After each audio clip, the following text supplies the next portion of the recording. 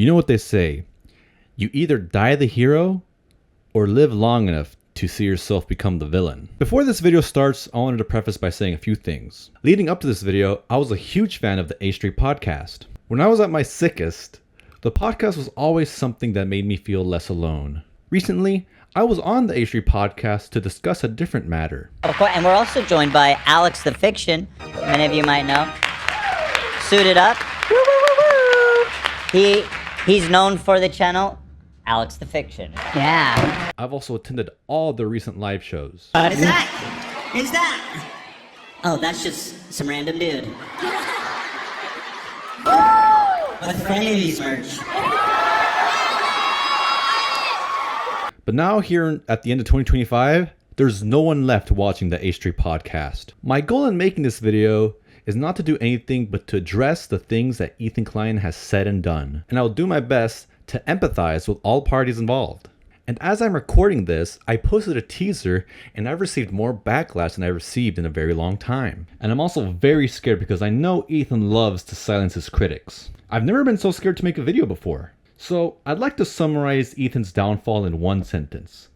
Rules for me, but not for the. So this video will help analyze the age-old question. How can someone so well regarded fall so hard? Rules for me, but not for the. Also again, keep in mind this is just a nuanced conversation. And please, pray for me in advance. I'm not going to be doing a super deep dive into the politics, but I've also vouched for Jewish people in the past. And the only time I wanted to quit YouTube once before was the last time I talked about Ethan Klein. Now without further ado, please enjoy the spiraling downfall of Ethan Klein.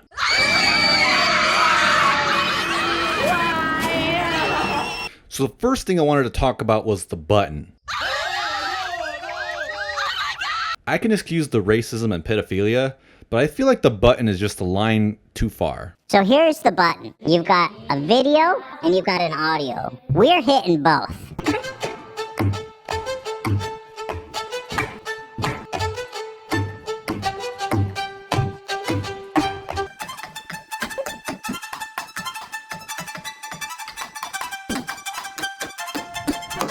Yes, I don't have it. Trust me. Yeah, there's no need.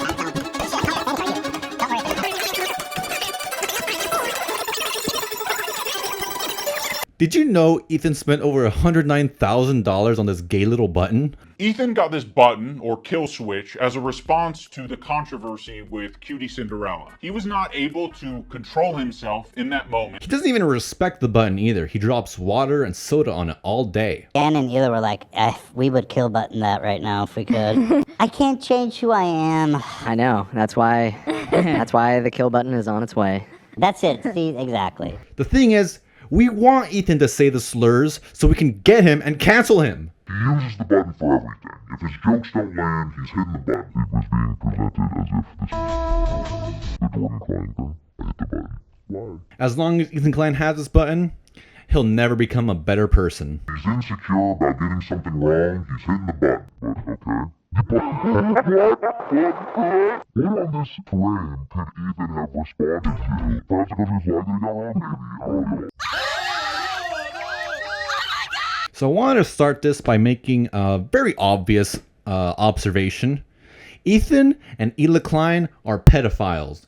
Ethan Klein wears colorful designs. Ethan Klein makes pedophile jokes. Therefore, Ethan Klein is a pedophile. In 2017, Hila was inspired to start a clothing company. Hila went to art school. She liked fashion and design, but she felt like there was a lack of colorful clothing on the market, especially for adults. She compared in an interview this lack of colorful clothing to the colorful clothing out there for children. So she said, I just decided to try and go for it. I just designed one capsule and thought whatever happens, happens. This decision to start a clothing line coincided with the adpocalypse in 2017. Many creators saw significant drops in ad revenue. Hila said, over the course of 2 weeks when the adpocalypse happened, the revenue went down 80%, which was just insane. And it kind of shook us, because all of a sudden, you realize you're totally at the hands of this company, and you don't know what could happen at any moment. Hila decided to call the brand Teddy Fresh, because Ethan and Hila loved the name Theodore or Teddy. Theodore happens to be the name of their first son. Teddy is the nickname they have for each other. Following the launch of Teddy Fresh's first collection in October of 2017, the brand almost immediately saw massive success. Again, just look at the stuff Hila wears. And Ethan making the pedophile jokes? I just think it's interesting.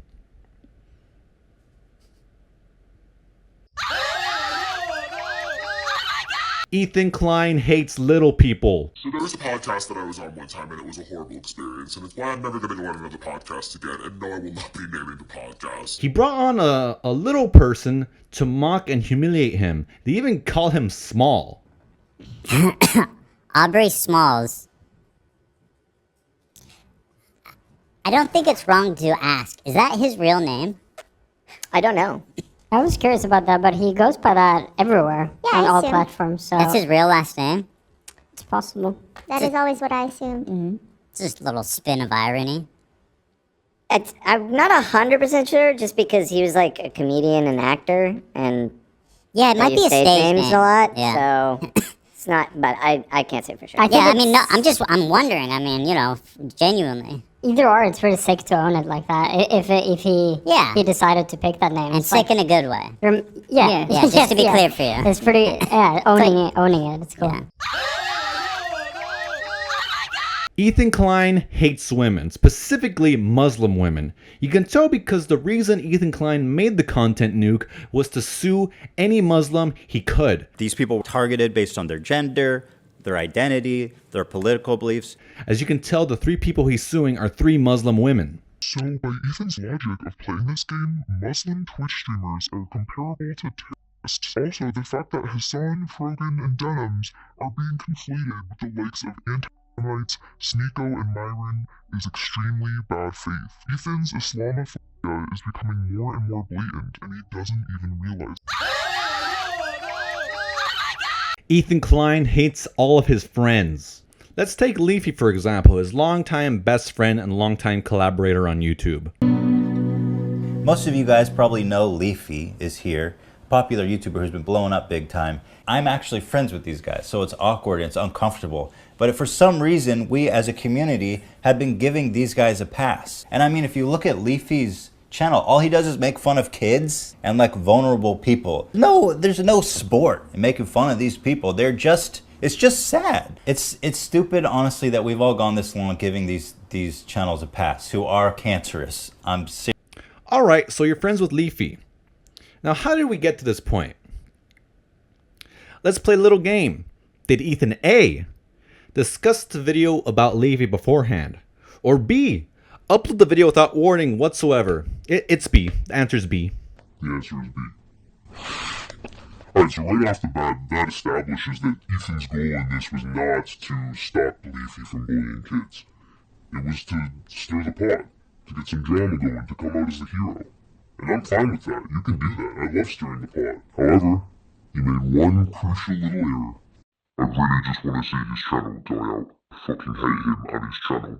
Don't give Pyro a platform to defend himself. Me and Leafy are friends, you know? Oh shit, we're friends! I mean, that's terrific, man. I mean, I should have known since you literally were sucking my dick about my channel about a month ago. Happy for you blowing up. You got a unique style and personality, man. You worked hard to get where you are, and you deserve it. It just pisses me off to see Pyro writing yours to undeserved success. This was the first time that we got a good look at the true, jealous, manipulative side of H3H3, or Ethan. He's straight up calling Pyrocynical,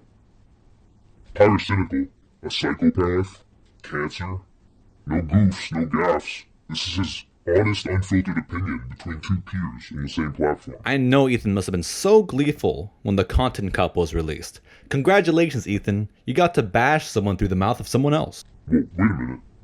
You helped iDubbbz create some of the points for that video. Now, on the subject of being a terrible friend, let's talk about JONTRON. No one's ever talked about this before. John's the reason we came up to New York. He gave you a job producing when we were pieces of shit. We had no prospects, no money, no job. John said, I'm gonna take care of you, kid. I'm gonna give you guys work. I'm gonna give you guys purpose. He brought us out here. Now, JONTRON said some pretty questionable things in the past, and yet you still invited him on your podcast. Oh, you've always been an incredibly generous and gracious friend to us. Thanks, dude. And I genuinely love this guy. And we miss you. I know, I miss you too. It's been too long. Now that I'm officially, guest number 600,005. 31. Not that many. Not that. Just kidding.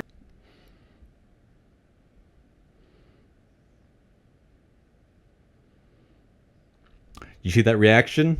That to me proves JONTRON was not welcome on the podcast. You go to represent.com/JONTRON. I think that's the link, but it's on represent.com. Represent.com/JONTRON. Actually, that should take you there.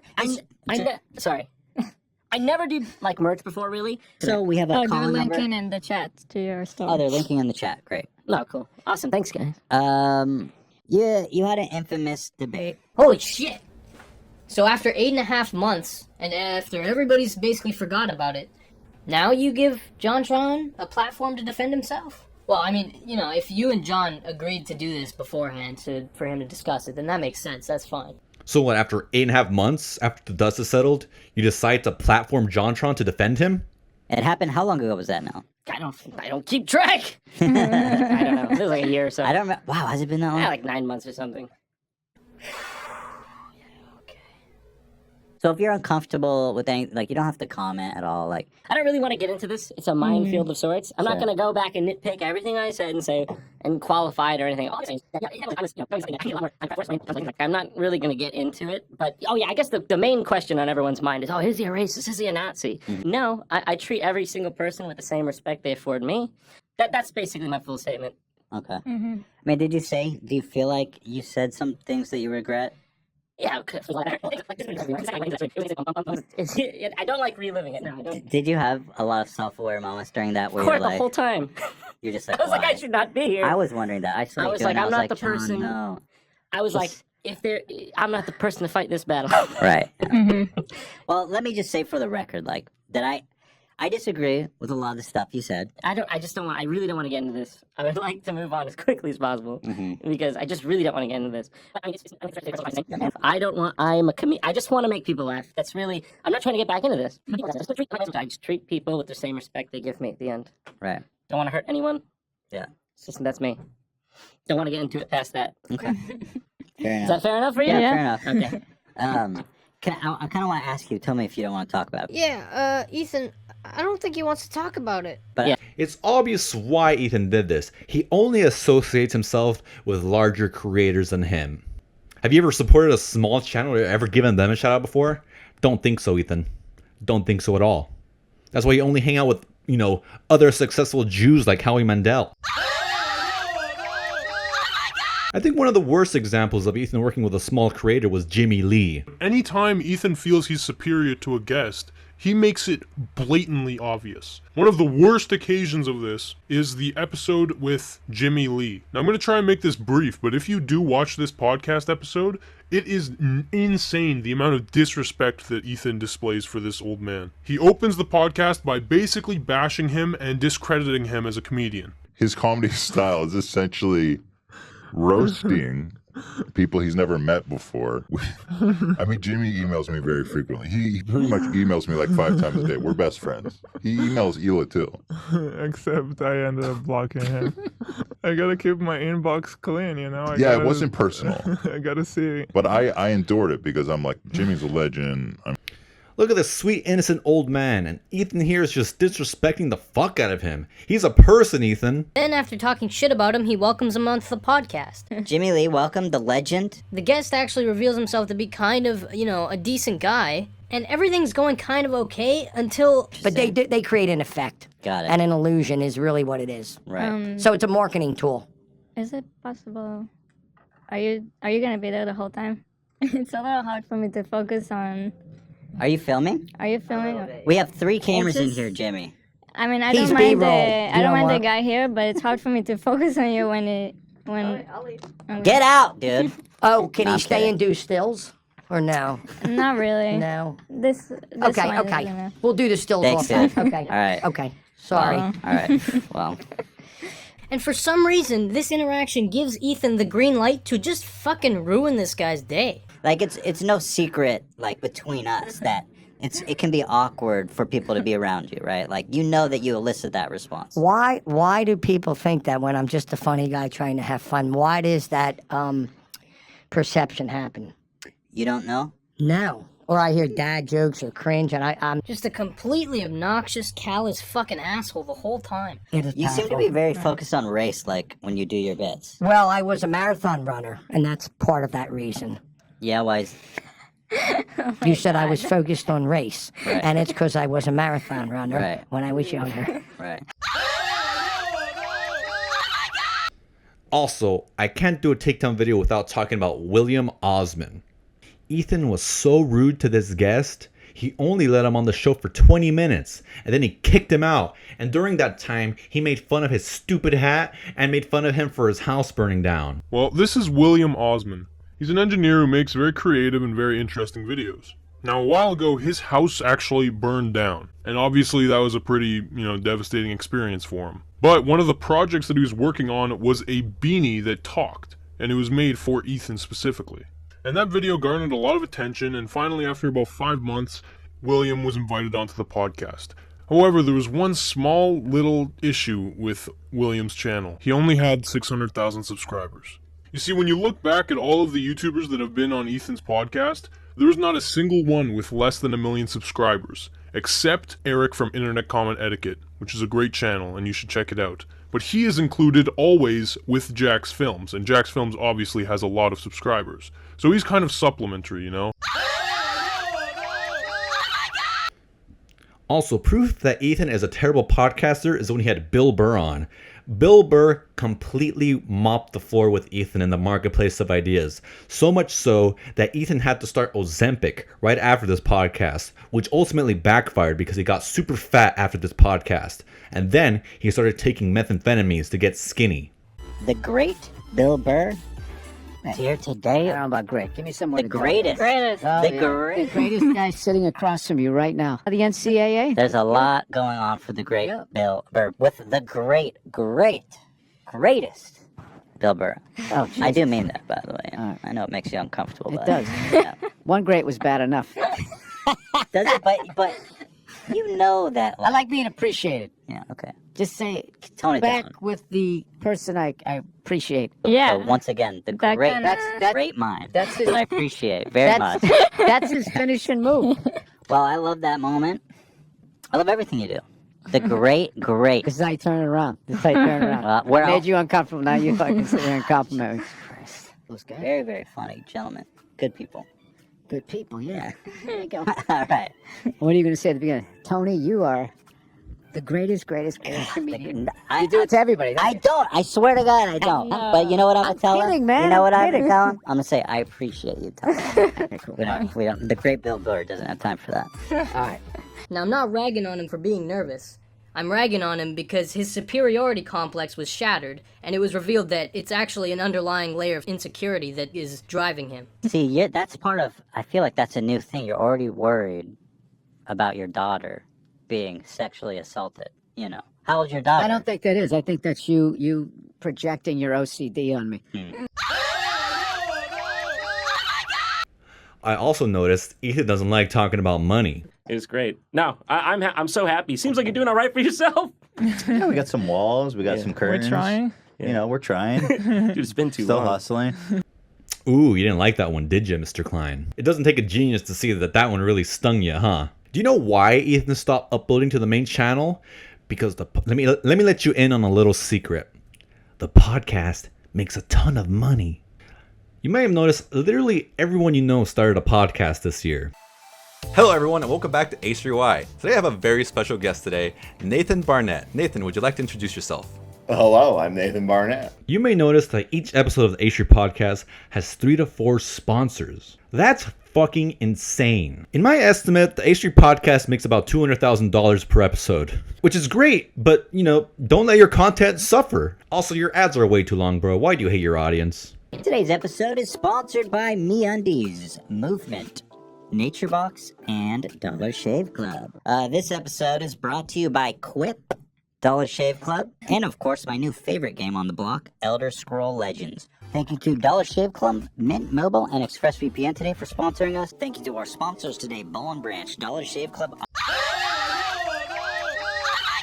Keemstar and Ethan used to be best friends here on YouTube. But now they hate each other.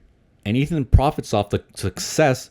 And now Ethan profits off of all the And now Ethan profits off of all the And now Ethan profits off of all the success that Drama Alert helped build. In 2017, Ethan brought Keem onto his show as one of his first guests ever. One of my questions for you is how do you fucking afford all this shit? What? Because you were driving like fucking fancy ass cars all the time, you got this big beautiful house. I'm like, how this motherfucking G Fuel ass can afford that shit? Like, I know G Fuel doesn't pay that well. Goddamn, they take care of me, they're good.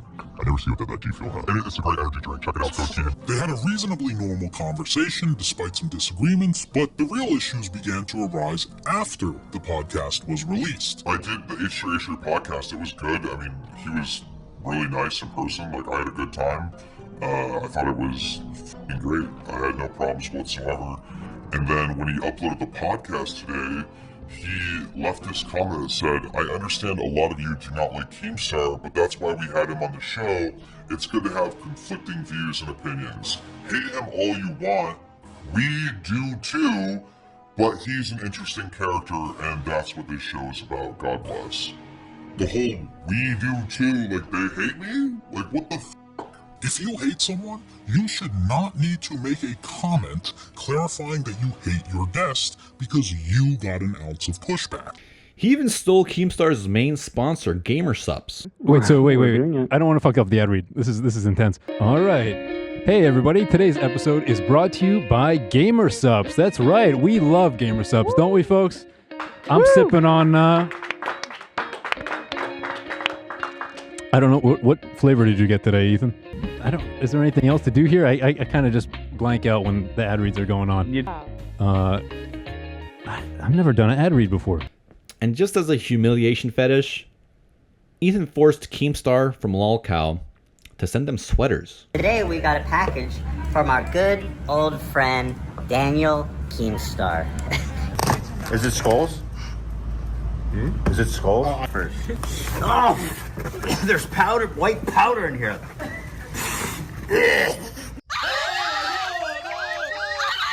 I gotta talk about the relationship between Ethan and his dad. In fact, it's long since rumored that Ethan is responsible for the death of his dad's girlfriend. Look at this clip where Ethan viciously mocks the death of his dad's girlfriend. Dad had previously gone on the H3 podcast before Creator Clash 1 to promote his first fight, and when he went on the podcast, he felt comfortable enough sharing his experience of when he unfortunately lost his girlfriend. The love of my life passed away about 9 months ago, and like, who did? Wait, what? I mean, yeah, I'm like, wait. Who passed away?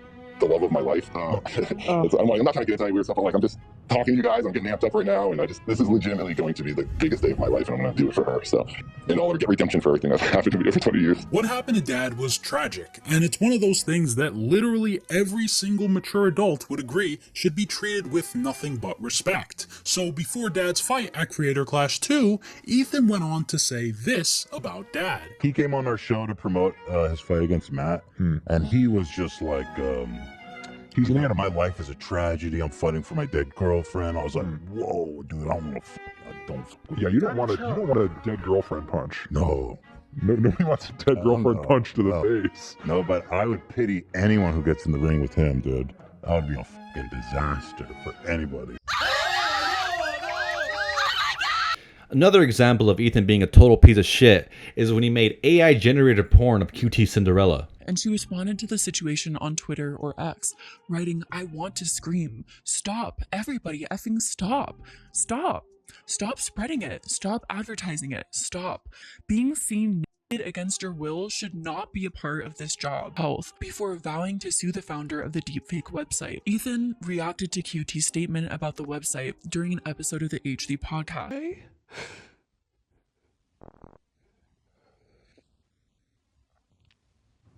Why?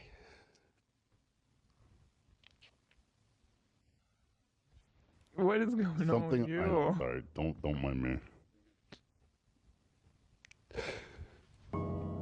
If you were able to look at women who are not selling themselves or benefiting off of being seen sexually.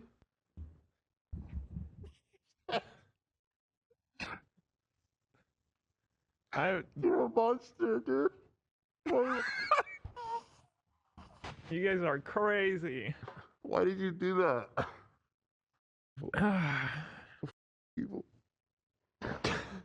I'm just speechless, dude. Ethan was met with immediate criticism from his own crew. And to top it all off, he laughs at her.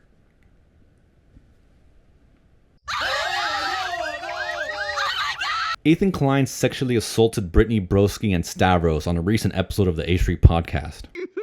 Yeah. But maybe you can bail whenever you want, but it gets better towards the end. So it says, is this COVID related? Yeah. Oh, no, you didn't. Wait, did you not see this, Hila? No, I didn't. You didn't? What? Wait. Look. Why don't make me look at this by myself? This, like, actually... Oh! No, stop. You're It's crazy. hairy. Oh, that's making me fucking gag, bitch. No. That's actually our friend of the show, Hunger FF. I love... Ah, fuck! Ah, what the fuck? Oh, no! Fuck! What the fuck? Why is he fucking... Oh! What the fuck? No, why is he tickling it? He's tickling it! Oh! Oh! What the... That's what it looks like! Ah! No, dude! That sucks! Ah! Ah! What the fuck? No! Stop doing that! Stop petting it! Oh no! Additionally, Ethan forced his producer, Daniel Swerdlove, to prolapse in front of Howie Mandel. Just go ahead and do it right now? Yeah, just go ahead. Everything you Thank you. requested. Now is Howie wants- let me take off now my shirt. Howie Oh my god. Oh my god. Oh. Oh no! No! No!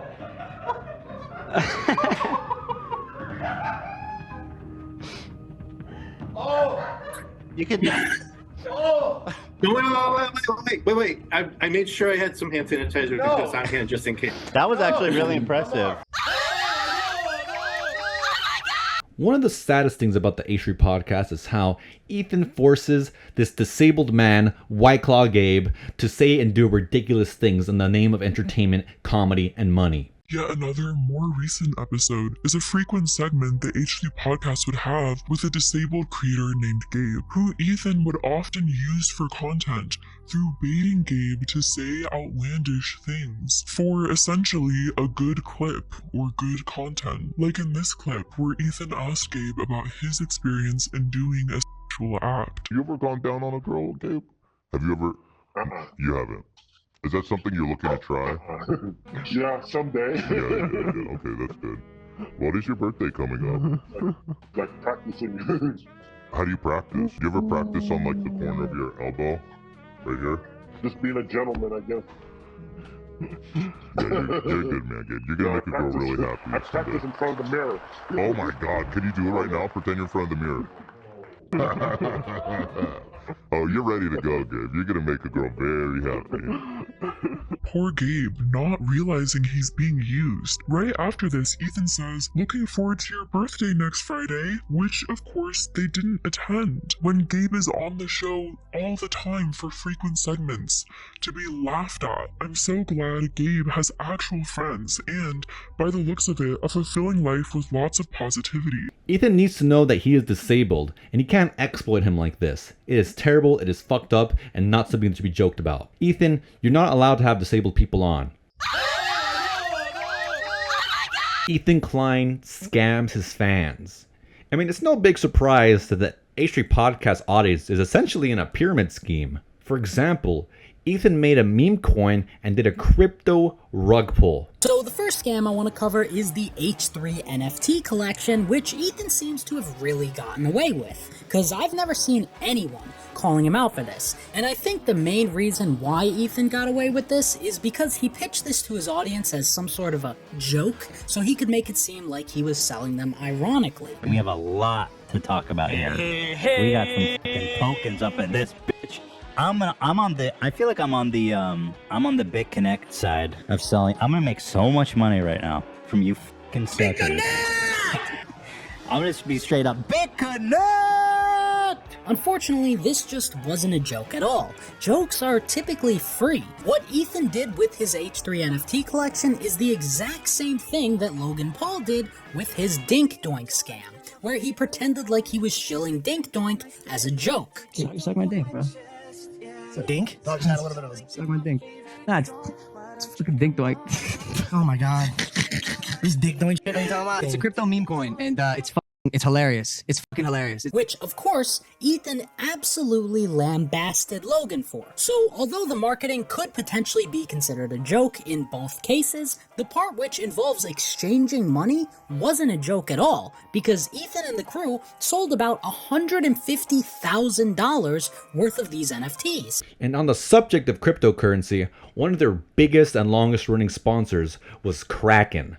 And if you don't know what Kraken is, it's a crypto trading platform Ethan helped build. He then went on to accept Kraken Crypto as an official sponsor for the podcast, and Ethan started shilling Kraken like his life depended on it. You know Kraken Exchange, owned by our best friend of the show, he's the man, Jesse Powell, the man. With Kraken Exchange, they give Kraken so much we love the Kraken. Hey guys, if you're interested in investing in cryptocurrency but aren't sure where to get started, go to kraken.com/h3 to learn more or search for Kraken. Jesse Powell, friend of the show, is the owner of Kraken. This guy is a solid, awesome dude, friend of the show. I would not hesitate to send everyone over to kraken.com/h3. Go to the Kraken app. With Kraken, you can buy and sell over 50 of the most popular cryptos like Bitcoin, Dogecoin, and Ethereum. Guys, a friend of the show, we love Kraken, so if you're interested in crypto, please consider going to kraken.com/h3. The sound of our most beautiful sponsor, Kraken, friend of the show, trusted partners. We love the Kraken. Guys, once again, I like to emphasize, Kraken, friend of the show. Jesse Powell was on the show. He had a great appearance. He's a great guy, and Kraken's one of the most trusted companies in the game. So if you're interested in crypto or exchanges or whatever. And to top it all off, Ethan loves to gamble. We see this by all of his poker streams, which helps funnel in his young, impressionable audience of 13 to 18-year-olds. That's their largest demographic, by the way. Look it up. Every Teddy Fresh shirt, pants, sweater, hoodie, and socks ever made is a derivative or stolen from other pieces from bigger, larger, and more higher quality clothing lines. I think the worst example of when HILA Klein basically one-for-one copied a design was when Redditors dug up this old quilt pattern book and literally one-for-one copied and never made good on this. However, Teddy Fresh stole this design from this man named Gary Kennedy's knitting book, which is just inexcusable. I genuinely can't imagine being so creatively uninspired that I have to steal directly from a knitting book. While we're on the subject of HILA Klein, she said on camera that Palestinians were raised at 2-year-olds to kill Jewish people. She said this with her own words. Response like, yeah, it's tragic what's happening to them, man. Anyway, HILA, on the other hand, has made comments deemed even more insensitive, like calling toddlers terrorists. Rudy was saying that Palestinians are taught at 2 years old to kill Americans. And the Palestinians are taught to kill us at 2 years old. That's pretty spicy. Yeah. Do we have that one? HILA also fully supports and endorses all the actions ever made by Yoav Gallant. Like Trump. Yeah, so- BB's his guy. They're like homies. BB's celebrating last night. Just the other day, BB fired a really good guy that a lot of people are pissed about, and he fired him because they had a disagreement, and that's like so Trump coded. He was like a moderating voice in the war room. Yeah. And he got rid of him, or at least a more moderate voice. I don't know anything about the guy. Just recognize his picture. He looked mean. I thought he was mean just because he looked mean. No, it's not. Ethan Klein has never apologized for any of the misdeeds and wrongdoings he's done on the podcast. And even if he did apologize, I will fly out to Seattle if Dr. Honda gives his apology a rating. Thank you, Ethan Klein. You are my best friend. You are the rent payer. You are the legend. Thank you, Ethan Klein. You are my best friend. You are the rent payer. You are the legend. Thank you, Ethan Klein. Defend